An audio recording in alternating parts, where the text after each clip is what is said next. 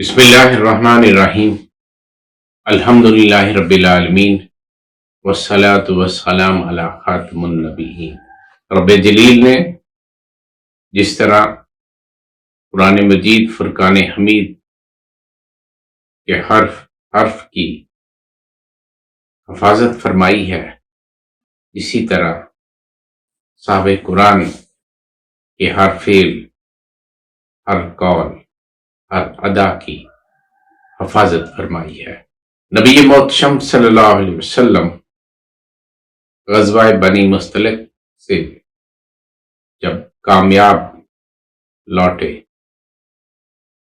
تو مال غنیمت میں بہت سارے لوگ اسیر ہوئے۔ ان میں ایک خاتون برہ بنت حارث بن ابی ذرار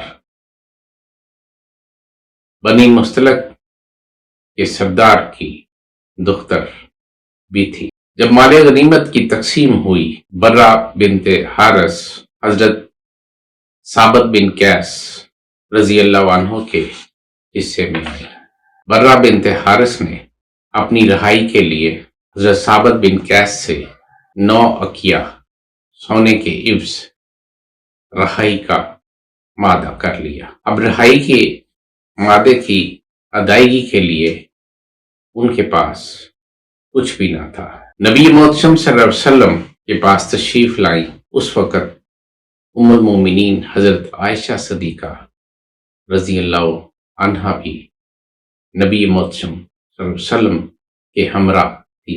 برہ کے بارے میں حضرت عائشہ فرماتی ہیں کہ وہ نہایت شیریں ادا تھی، الفاظ کے استعمال سے بخوبی آگاہ تھی۔ نبی محتشم صلی اللہ علیہ وسلم سے عرض کیا کہ میں نے اپنی رہائی کے بدلے میں 9 اوقیہ سونا دینا طے کیا ہے، مگر میرے پاس کچھ بھی نہیں، اور میں مسلمان ہوں اور میں ان سے رہائی چاہتی ہوں۔ نبی محتشم صلی اللہ علیہ وسلم نے فرمایا کہ آپ کی رہائی کا عوض میں ادا کر دیتا ہوں، اور نبی کریم صلی اللہ علیہ وسلم نے انہیں اپنے نکاح میں لینے کا عندیہ دیا۔ ایک اور روایت ہے کہ جب حارث بن ابی ذرار جو بنی مستلق کا سردار تھا، وہ مال متاع لے کر نبی محتشم صلی اللہ علیہ وسلم کی خدمت میں حاضر ہوا، جب وہ وادی عقیق سے گزر رہا تھا تو اس کے دل میں ایک خیال پیدا ہوا کہ میں اپنی بیٹی کی رہائی کے بدلے میں جو مال پیش کرنے جا رہا ہوں وہ زیادہ ہے، اگر اس میں سے میں 2 اونٹ جو میرے پسندیدہ ہیں اس وادی میں چھپا دوں تو نبی محتشم صلی اللہ علیہ وسلم کو کیا پتہ چلے گا۔ حارث بن ابی ذرار جب مال و متاع نبی کریم صلی اللہ علیہ وسلم کی نظر کرنے کے لیے پیش کیا تو نبی محتشم صلی اللہ علیہ وسلم نے فرمایا، حارث وہ 2 اونٹ کہاں ہیں جو تم وادی عقیق میں چھپا کر آئے ہو؟ حارث بن ابی ذرار نے کہا، خدا کی قسم آپ اللہ کے سچے رسول ہیں، اور بیٹی کی رہائی کا معاوضہ دے کر بیٹی کو لے جانے کے لیے آنے والا بھی خود اسیر محبت ہو گیا۔